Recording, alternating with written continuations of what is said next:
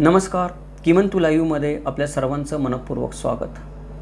श्री राजनराजे अध्यक्ष धर्मराज्य पक्ष ठाणे प्रस्तुत शिवकाळ सदरातील शिवकालीन कागदपत्रे या 6व्या मालिकेतील आजचा आपला 106वा भाग आहे. खरं तर ही 105 भागांची मालिका होती, पण नेहमीप्रमाणे आपण पाहतो की ज्यावेळेला मालिका चालत जाते, पुढे जात राहते, तशी नवीन विषयांची विचारणा होते. आपले काही मित्र असतात, ते नवीन आपल्याला माहिती सांगत असतात आणि त्याच्याबद्दल पण आपण व्हिडिओ बनवा अशी विनंती करत असतात. तशी ही व्हिडिओ मालिका जशी आपण प्रकाशित केली, त्यावेळेला आपल्या काही मित्रांनी त्यांना आवश्यक असणाऱ्या नवीन काही कागदपत्रांची माहिती आपल्याकडे मागणी केली की या कागदपत्रांची पण माहिती सांगावी. 2-3 कागदपत्र माझ्या पण लक्षात आली की ही आपल्या मालिकेमध्ये सांगायची राहून गेलेली आहेत. त्यामुळे इथून पुढे 5 कागदपत्र आहेत. ती 5 कागदपत्र आपण या मालिकेमध्ये जोडत आहोत. 5 व्हिडिओ आपण जोडत आहोत नव्याने, जे नवीन 5 कागदपत्रांची आपल्याला माहिती देतील. अजून काही बरीचशी कागदपत्रं आहेत जी पूर्णपणे त्यांची माहिती सापडली नाही, म्हणजे पोर्तुगीज कागदपत्र म्हणतो आपण, त्यांची पूर्ण माहिती सापडली नाही, किंवा जंजिऱ्याच्या सिद्धींची कागदपत्रं म्हणतो, त्यांची नावं वेगळी असतात. त्यानंतर तंजावरची जी कागदपत्रं आपण म्हणतो वेगळी आहेत, ती त्यांची नावं काही वेगळी असतात. ती कागदपत्रं अजून आपल्याला या मालिकेमध्ये जोडायची आहेत. पण सध्या आपण 5 कागदपत्रं तरी जोडतो आहोत, जेणेकरून ही मालिका आता 110 भागांची मालिका होईल. तर या 106व्या भागामध्ये आज आपण जाणून घेणार आहोत रोजकीर्द म्हणजे काय. तर रोजकीर्द या शब्दाचा जर सर्वसाधारण आपण अर्थ सांगायचा म्हटलं तर रोजकीर्द हे व्यापारातील व्यवहारांच्या मूळ नोंदीचं किंवा प्राथमिक नोंदीचं पुस्तक असतं असं आपण म्हणतो. रोजकीर्दीसाठी असणारा इंग्लिश शब्द जो आहे तो जर्नल, तो फ्रेंच शब्द जोर म्हणजे दिवस या शब्दावरून आलेला आहे. याचा अर्थ की एका ठराविक दिवशी व्यवसायातील सर्व व्यवहाराच्या नोंदी रोजकीर्दीमध्ये तारीखवार व द्विनोंदी पद्धतीने ठेवल्या जातात, म्हणजे जमा आणि खर्च असं ठेवलं जातं. आता हे झालं व्यापाऱ्यांच्या बाबतीमध्ये जी रोजकीर्द वापरात येते आर्थिक बाबतीमध्ये त्याच्यासाठी. ऐतिहासिक रोजकीर्दी म्हणजे काय? ऐतिहासिक रोजकीर्द म्हणजे एखादा राजा, एखादं राज्य त्याची दर दिवशी जमा आणि खर्च याची जी नोंद ठेवण्यात येते की एवढ्या गोष्टी जमा झाल्या, एवढ्या गोष्टी खर्च झाल्या. आजच्या दिवशी दरबार भरतो, वेगवेगळ्या नोंदी केल्या जातात, निर्णय घेतले जातात. एवढे पैसे सरकारामध्ये आले आणि सरकारातले एवढे पैसेच खर्च झाले. जमा खर्चाच्या नोंदी तारीखवार ठेवल्या जातात द्विनोंदी पद्धतीने. त्याला आपण ऐतिहासिक रोजकीर्द असं म्हणतो.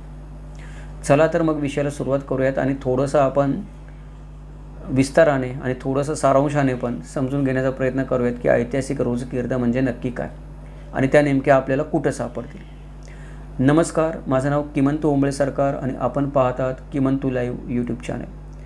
तर या ऐतिहासिक रोजकीर्दी ज्या आहेत त्या ऐतिहासिक रोजकीर्दी जर तुम्हाला शोधायच्या असतील तर आपण कुठे जाणार शोधण्यासाठी? तर मागे आपण दप्तर म्हणजे काय हा आपला 101वा व्हिडिओ बनवला. त्याच्यामध्ये आपण वेगवेगळ्या दप्तरखान्यांची नावं घेतली होती किंवा किती दप्तरं होती ती आपण सांगितलेलं होतं. तर ऐतिहासिक रोजकीर्दी आहे, त्या ऐतिहासिक रोजकीर्दीचे 9 रुमाल शाहू दप्तर या विभागामध्ये आपल्याला सापडतात. म्हणजे जर कोणाला या रोजकीर्दींचा अभ्यास करायचा असेल तर त्याला शाहू दप्तराचा अभ्यास करायला लागेल. पेशव्यांच्याही रोजकीर्दी आहे, त्या पेशव्यांच्या रोजकीर्दी या विभागामध्ये आहेत. म्हणजे जसं छत्रपतींच्या रोजकीर्दी या विभागामध्ये आहेत, तशा पेशव्यांच्या पण रोजकीर्दी या विभागामध्ये आहेत. या रोजकीर्दी म्हणजे जमा खर्चाचे हिशोब जे होते ते दर दिवशी लिहिले जात असत. पेशव्यांच्या रोजकीर्दीचे जे रुमाल आहेत ते आपल्याला 1709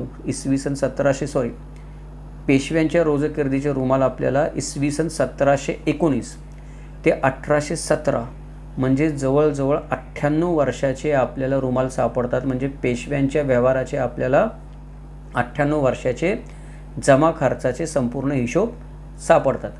ही जी पेशव्यांची रोजकीर्द लिहिली जात असे, या रोजकीर्दीवर प्रत्येक दिवसाच्या आरंभी राजमंडळ रोजकीर्द स्वारी पंतप्रधान असा मथळा लिहिला जात असे. याच्यामध्ये ठळक अशा खर्चाच्या नोंदी लिहिलेल्या असत की बारीक सारीक खर्च कोणी लिहित नसे, ते वेगळे लिहित असत, मेस्तकं कोष्टकं असत, त्याच्याबद्दल अजून भरपूर गोष्टी असत, विविध प्रकारची कागदपत्रं असतात ज्याच्यावर बारीक सारीक नोंदी केल्या जात असत. परंतु महत्त्वाच्या ज्या ठळक नोंदी असत, त्या दिवशी खर्च जे झाले त्या ठळक नोंदी रोजकीर्दीमध्ये नोंदवलेल्या असत. त्या दिवशी घडलेल्या ठळक घटना त्या रोजकीर्दीमध्ये नोंदवलेल्या असत खर्चाच्या नोंदींबरोबरच.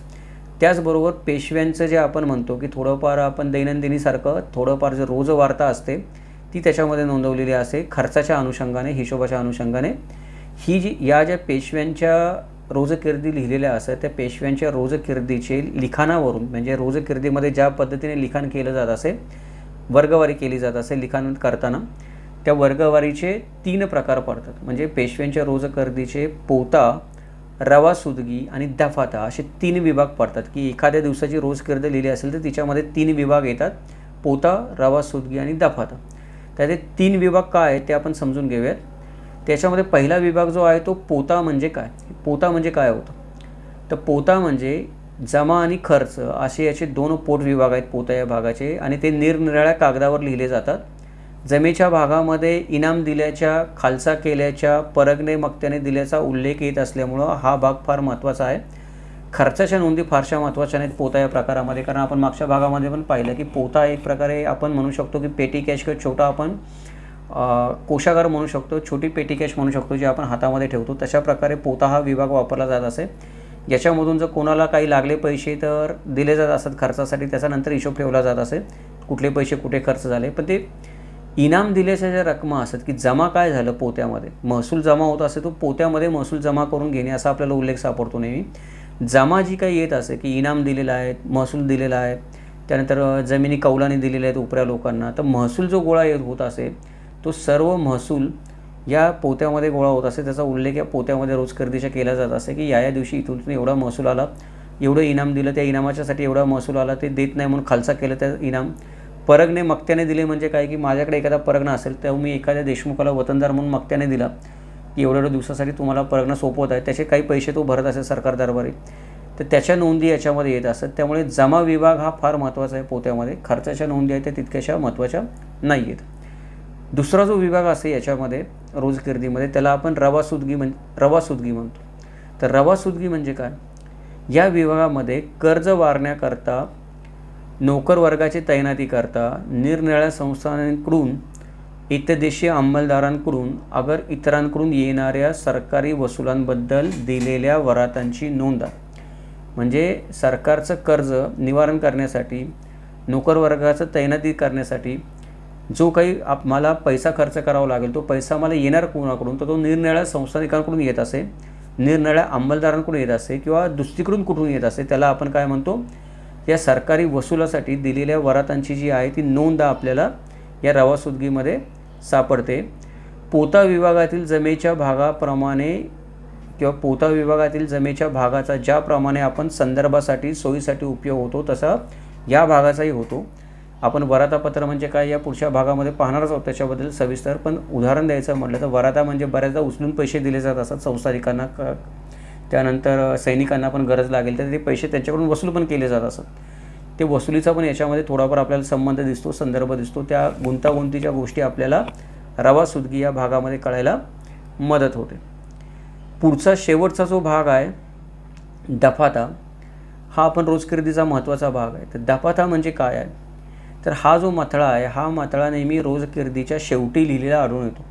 हा कधी आरंभी येत नाही, हा नेहमी रोजकिर्दीच्या शेवटी असतो, ज्याला आपण तळटीप म्हणू शकतो. तळटीपेसारखा मुद्दा असतो. या मुद्देमध्ये रोजकिर्दीच्या ज्या भागात इनाम देणे, खालसा करणे, गाव, प्रांत, मक्ते देणे, वसुली कामगारांच्या नेमणुका करणे वगैरेची नोंद असते त्याला दफाता असे म्हणतात. आपण याला फुटर म्हणू शकतो की आपण वर्डमध्ये डॉक्युमेंट बनवतो आणि खाली एक फुटर लिहितो, जो कंपल्सरी असतो. तसंच दफाता हा विभाग आहे रोजकिर्दीमध्ये कंपल्सरी असतो. त्याच्या शेवटची भागामध्ये आपल्याला इनामं दिली, आज कुठली इनामं दिली, कुठली इनामं खालसा केली, गाव किंवा प्रांत कुणाला मक्त्याने दिले, वसुली कामगारांच्या कुठे नेमणुका केल्या वगैरेंची नोंद असते. आणि ह्या गोष्टी नेहमी चालतच असतात. कोणी असं म्हणेल की किती वसुली कामगारांच्या नोंदी करणारे मी करून नेमणुका, किती वसुली कामगारांच्या मी नेमणुका करणारे करून ते करावेच लागत असत. कुठले ना कुठले वसुली कामगार बदलत असत, सोडून जात असत, नवीन येत असत. त्याच्यानंतर एक गाव, प्रांत, मक्ते यांची नेहमीच्या भानगडी चालू असत. कोणी करत नसे, कोणी करत असे, कोणी पळून जात असे, कोणी वसूल भरत नसे.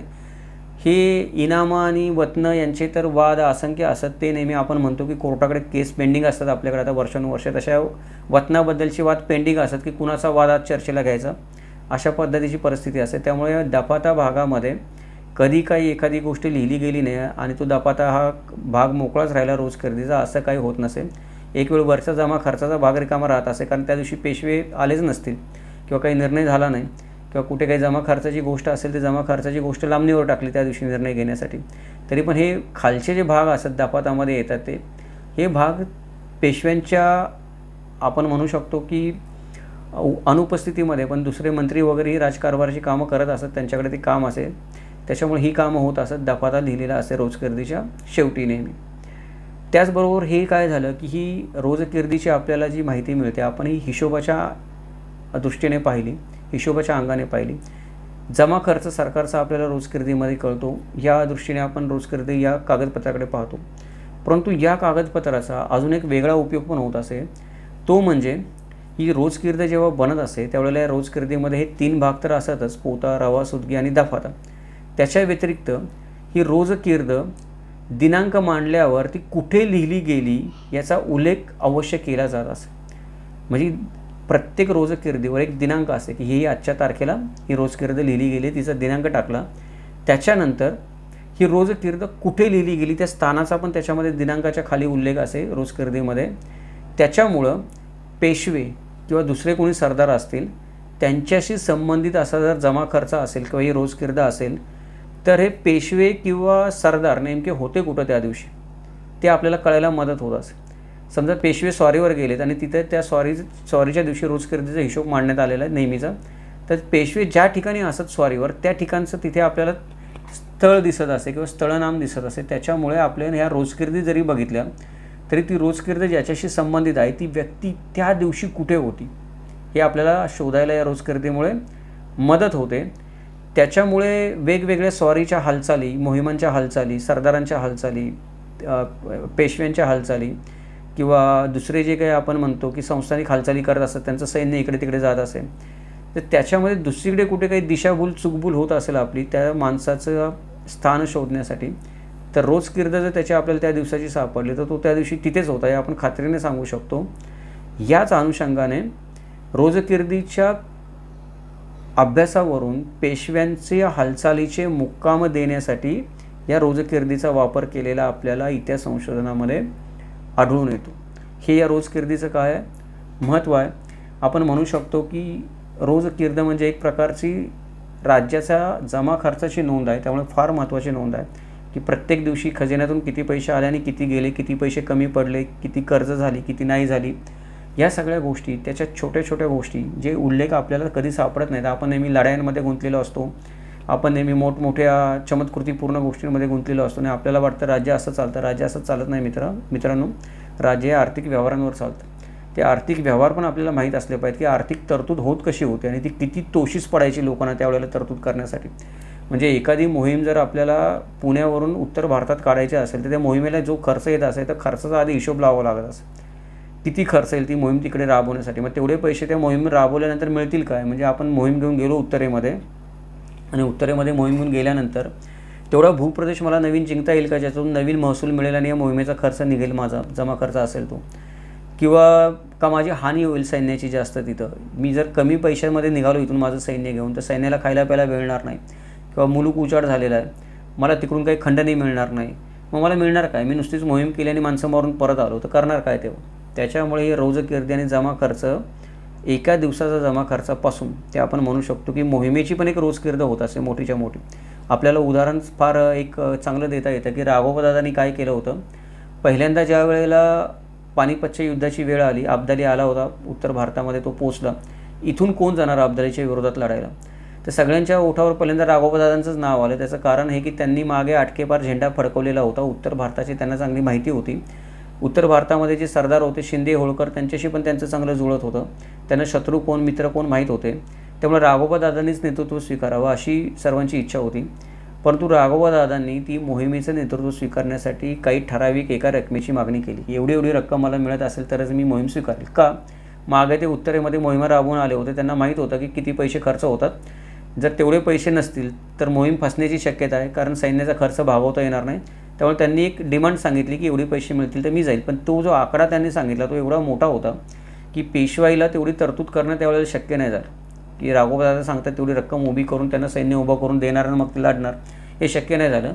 त्याच्यामुळे मग नाईलाजाने आपण ज्याला सेकंड ओपिनियन म्हणतो किंवा सेकंड चान्स म्हणतो त्याच्या पद्धतीने आपले सदाशिवराव भाऊंची निवड करण्यात आली आणि ते जे काही उपलब्ध सैन्य होतं, जेवढा काही जमा खर्च त्याचा ताळेबंद लावला रोजकिर्दीमध्ये, ते घेऊन ते निघाले आणि कुठेतरी मराठे पानिपतचे युद्ध हारले. त्याच्यामध्ये बाकीच्या तर चुका आहेतच मराठ्यांच्या उत्तर भारतात झाल्या, पण आपण हे म्हणू शकतो की मराठ्यांचं सैन्य जेव्हा इथून निघालं पुण्यावरून, त्यावेळेला त्याच्याकडे तेवढी तरतूद नव्हती जेवढं ते खर्च चालवायला गरजेची होती त्या खर्चाच्या. कारण तरतूद असती तर मग राघोबादादाच गेले असते, सदाशिवराव भाऊंना जायची वेळ आली नसती. मग आता हे जर शोधायचं म्हणलं आपल्याला, तर हे शोधायचं म्हणलं तर आपल्याला तत्कालीन रोजकिर्दींचा आपण अभ्यास केला तर आपल्याला कळू शकतं तूट नेमकी कुठं पडत होती त्यावेळेला, किंवा उत्पन्न कमी पडत होतं आणि खर्च जास्त होत होता त्यावेळेला, कशामुळे होत होतं, का होत होतं, काय प्रकार चालला होता, ते आपल्याला आर्थिक घडामोडी रोजकिर्दी पाहिल्या तर कळू शकतं. हा फक्त उदाहरणासाठी एक दाखला दिला. अशा भरपूर गोष्टी रोजकिर्दीवरून आपल्याला कळू शकतात. तर आज आपण इथेच थांबूयात. रोजकिर्द म्हणजे काय या विषयाचं आपण जे विश्लेषण केलं ते आपल्याला आवडलं असेल तर जरूर या व्हिडिओला लाईक करा, शेअर करा, जास्तीत जास्त आपल्या मित्रांपर्यंत हा विषय पोहोचू द्या, म्हणजे त्यांना देखील ह्या आर्थिक व्यवहारांचं गमक कळेल, महत्त्व कळेल. त्याचबरोबर किमंतू लाईव्ह या चॅनलला आपण या व्हिडिओच्या निमित्ताने प्रथमच भेट देत असाल तर आपल्याला विनंती आहे, चॅनलला सबस्क्राईब करा, नोटिफिकेशन बटन ऑन ठेवा, जेणेकरून अशा पद्धतीच्या अनेक महत्त्वपूर्ण मालिका ज्या पुढे येतील त्यांचं आपल्याला वेळोवेळी अपडेट मिळत राहील. हे अशा प्रकारचं कागदपत्रांचं विश्लेषण करणारे संशोधनपूर्ण व्हिडिओ बनवण्यासाठी नेहमीच प्रायोजकत्वाची गरज लागत असते. आपल्या मालिकेला प्रायोजित करणारे धर्मराज्य पक्षाचे अध्यक्ष श्री राजनराजे साहेब त्यांचे देखील मनपूर्वक आभार. उद्या आपण एका नवीन विषयासोबत भेटणार आहोत. तो नवीन विषय आहे फेरिस्त म्हणजे काय. तर फेरिस्ता हा एक आपल्याकडे आपण म्हणतो की समकालीन म्हणजे पूर्वीच्या काळामधला एक इतिहास लेखक आहे, तर त्याच्या नावाशी नेहमी जोडलं जातं फेरिस्ता, फेरिस्ते. बऱ्याच लोकांना वाटतं की फेरिस्ता फेरिस्ते म्हणजे तोच फेरिस्ता आहे, ज्या त्या फेरिस्त्याने जे काही लिहिलं ते म्हणजे फेरिस्ता, असा लोकांचा भरपूर गैरसमज आहे. तसं नाही आहे. फेरिस्ता एक वेगळं कागदपत्र आहे, त्याच्याबद्दल आपण माहिती जाणून घेणार आहोत पुढच्या भागामध्ये. त्याच्या आधी जर या रोजकिर्दीबद्दल किंवा फेरिस्ता किंवा दुसऱ्या कुठल्या कागदपत्राबद्दल आपल्याला काही माहिती हवी असेल, आपल्याकडे एखादं कागदपत्र आपल्या पूर्वजांचं असेल, त्याची अधिकृतता तपासायची असेल किंवा अर्थ लागत नसेल, तर या व्हिडिओच्या खाली एक लिंक दिलेली आहे. ती लिंक आपण भरून त्या लिंकमध्ये आपण सर्व गुगल फॉर्मच्या माहिती भरून पाठवली तर जी काही मदत करता येईल आपलं त्याच्या स्पष्टता येण्यासाठी त्या कागदपत्राबद्दल ती करण्याचा किमंतू लाईव्ह चॅनलतर्फे जरूर प्रयत्न केला जाईल. जर आपल्याला काही शंका असेल तर जरूर ती लिंक भरून पाठवा. पुढे आपण उद्याच्या भागामध्ये पाहणार आहोत मी म्हटल्याप्रमाणे फेरिस्त म्हणजे काय, हा काय कागदपत्राचा प्रकार आहे. तोपर्यंत इतिहासाचं अशा प्रकारे आपण म्हणतो वस्तुनिष्ठ मूल्यमापन, चिकित्सक विश्लेषण आणि तर्कशुद्ध विवेचन ऐकण्यासाठी पाहत राहा किमंतू लाईव्ह. जय महाराष्ट्र, जगदंब.